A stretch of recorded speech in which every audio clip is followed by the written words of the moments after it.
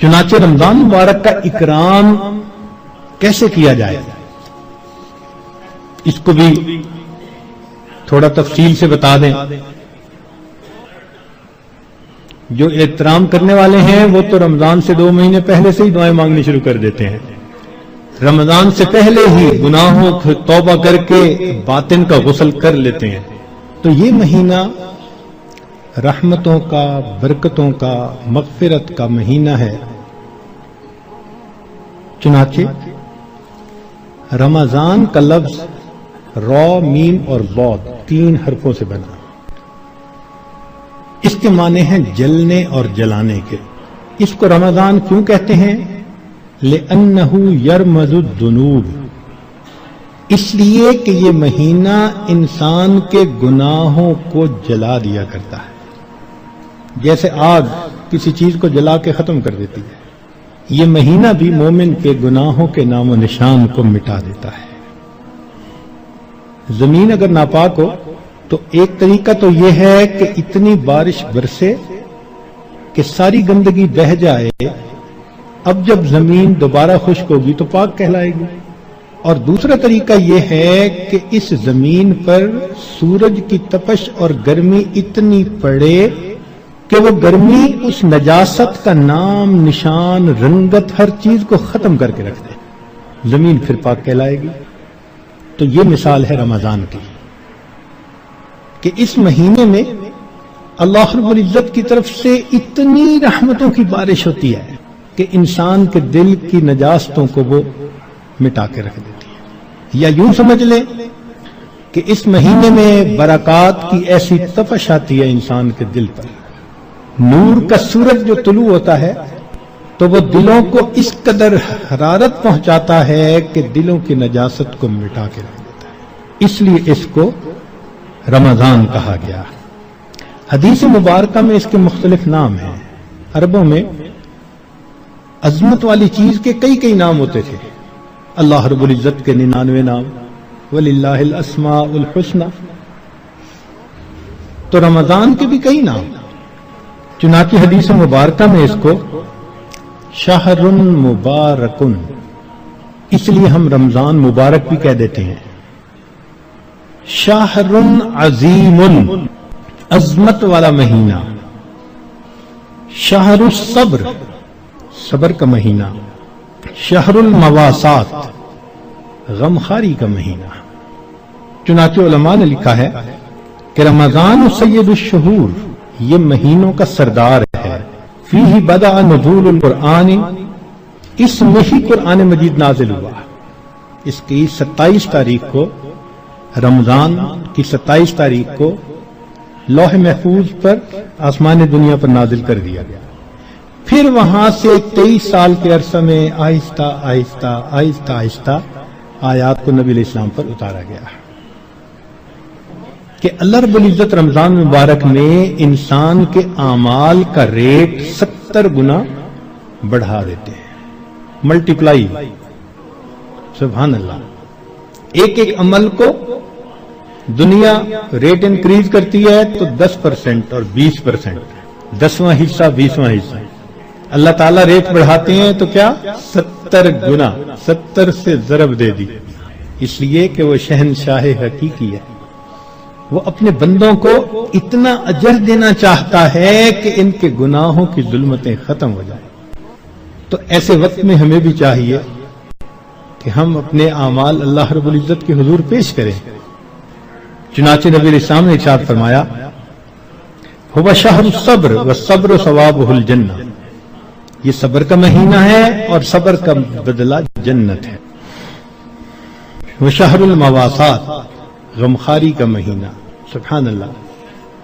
چنانچہ اسی حدیث میں آگے نبی السلام نے ارشاد فرمایا کہ اولہ رحمت، اس مہینے کے پہلے 10 دن رحمت، وَأَوْسَطُهُ مَغْفِرَةٌ، درمیان کے 10 دن مغفرت کے، وَآخِرُهُ عِتْقٌ مِّنَ النَّارِ، اور آخری 10 دن آگ سے آزادی کے. وہ کیسے؟ علماء نے اس کی بہترین تفسیر یوں کی کہ کچھ وہ لوگ ہوتے ہیں کہ جو پہلے سے ہی نیکوکاری کی زندگی گزارنے والے ہوتے ہیں، گناہوں سے بچتے ہیں، تقوی طہارت کی زندگی گزارتے ہیں، تو ان کے لیے تو رمضان رحمت کی خوشخبری بن کے آتا ہے، تو پہلے 10 دن میں ہی ان کے درجے بلند ہو جاتے ہیں۔ اور کچھ ایسے بھی ہوتے ہیں کبھی نیکی کر لی کبھی خطا کر بیٹھے، تو ایسے لوگ جب رمضان کے پہلے 10 دن گزار لیتے ہیں تو اس میں ان کے جو گناہوں کی ظلمت ہوتی ہے اس کو اللہ تعالیٰ ختم کر دیتے ہیں۔ چنانچہ اوسطہ مغفرۃ، ان کے لیے درمیانی 10 دن مغفرت کا پیغام بن جاتے ہیں۔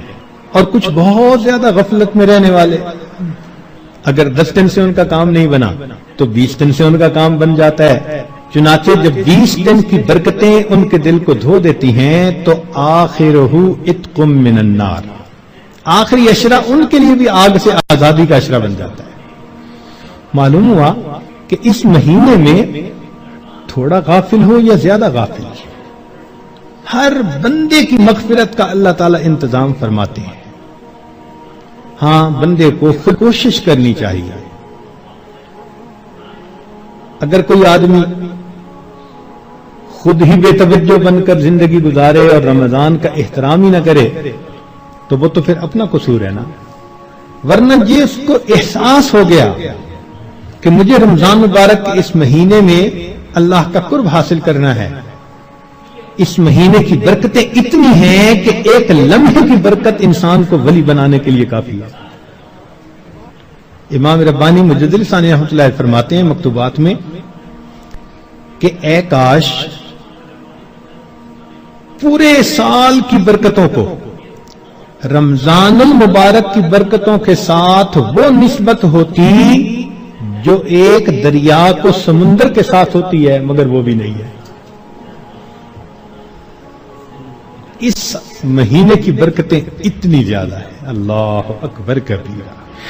چنانچہ نبی الاسلام نے ارشاد فرمایا کہ وَاسْتَكْثِرُوا فِيهِ مِنْ 4 خصال، 4 اعمال اس مہینے میں زیادہ کرو۔ خصلتین تردون بہما ربکم وخصلتین لا غنا بکم عنہما، 2 عمل تو ایسے ہیں کہ جن سے تم اپنے رب کو راضی کرو، اور 2 عمل ایسے ہیں کہ تمہیں اس کے سوا چارہ ہی نہیں، مجبوری ہے تمہاری۔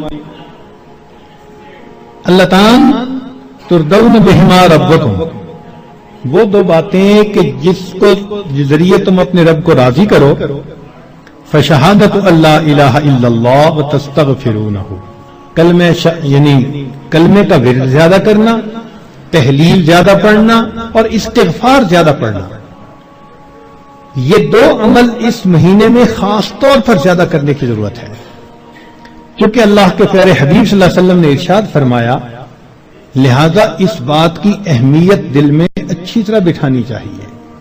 تو لا الہ الا اللہ کی بھی کثرت کریں، کم از کم چند 100 مرتبہ دن میں پڑھ لیا کریں، اور ہمت والے تو 1000 دفعہ 2000۔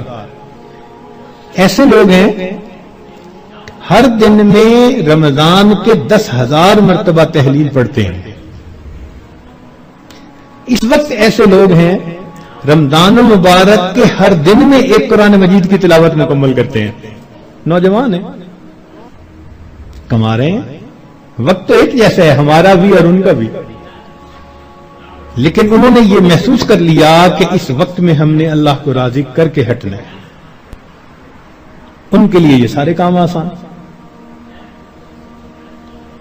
تو ہم چلو چند 100 دفعہ یا 1000 دفعہ ہی لا الہ الا اللہ کا ورد کر لیا کریں، اور اگر چلتے پھرتے عادت ڈال لیں تو سبحان اللہ کئی 1000 مرتبہ کرنا بھی آسان ہے۔